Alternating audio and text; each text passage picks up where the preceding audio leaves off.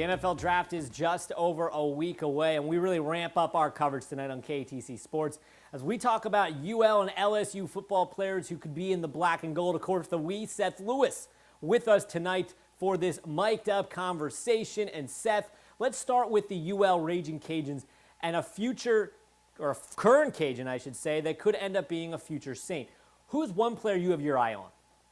Well, I think the easy pick would be Robert Hunt. He's a very impressive prospect. I agree with you. The only problem is, the only problem is I don't know if he's going to be there for the Saints. I think he's a little bit too much of a reach at 24 in the first round for the black and gold. And then by the time the third round pick gets there for the Saints, because they don't have a pick in the second round, I believe that he's going to be gone. So my pick is actually going to be his line mate in Kevin Dotson. The All-American was very impressive for the Cajuns. He was named an All-American for 5 publications. Him adding depth to that interior line is something that I could certainly see the Saints doing come draft week. I'm going to go with Robert Hunt. I do think there is a chance.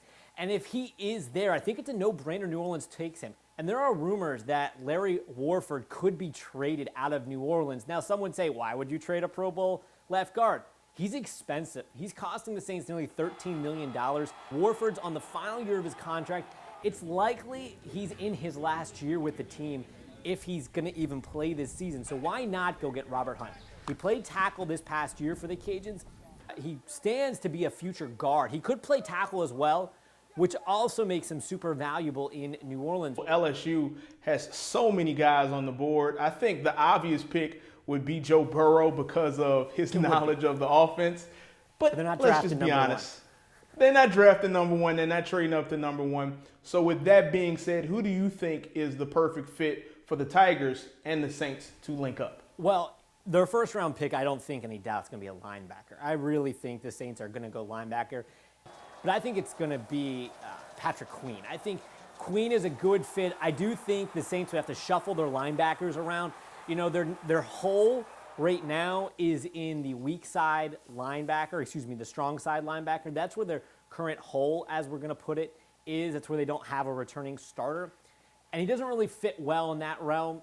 He's undersized. He's a speedster. He can run all over the field. I don't know if Patrick Queen is the best fit per se, but I think Queen, if he's there at 24, I think it's a no-brainer. You take Patrick Queen, one of the best linebackers in the draft, and you just try to make it work. You figure out how to make it work because I think he's a future All-Pro, no doubt. Honestly, while Queen would be nice, I wouldn't be surprised if the Saints went wide receiver. And if that's the case, and if he's still there, I really think they should take a hard look at Justin Jefferson. I mean, he was incredible with LSU's brand new offense. I almost called it the Saints offense because it was the Saints offense under Joe Brady, bringing that playbook of the Saints. He knows the playbook so well, you'd be able to insert him and he would be able to fit right away. Production-wise, he led the NCAA this year with 111 catches. He was second on LSU in yards and touchdowns. And in the biggest games, he made the biggest impact, breaking the Peach Bowl record in the semifinal with 4 touchdowns in that game. The Saints don't have an extensive history drafting LSU players, but we'll find out here in less than 2 weeks as we get ready for the NFL draft. Seth, thanks for joining me tonight. Absolutely.